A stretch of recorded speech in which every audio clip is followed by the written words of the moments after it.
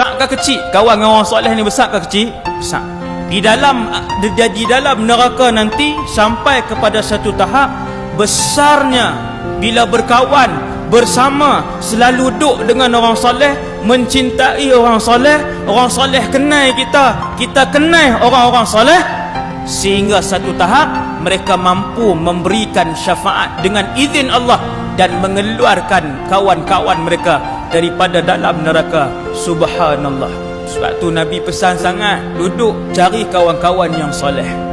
Sebab tu ada orang bila dia main masjid, tengok ada kuliah, dia main singgah, nak masuk tandas saja. Kesemua yang berada dalam masjid, apabila para malaikat Allah SWT singgah dan mendoakan keampunan beserta dengan syurga, malaikat kata, ya Allah, tadi dalam masjid ada 632 orang, 630 semua sedang berada dalam majlis ilmu, 2 orang singgah saja. Apakah mereka ini juga kami nak masukkan di kalangan yang diampunkan dosa dan boleh dimasukkan dalam syurga? Allah Ta'ala jawab, ya.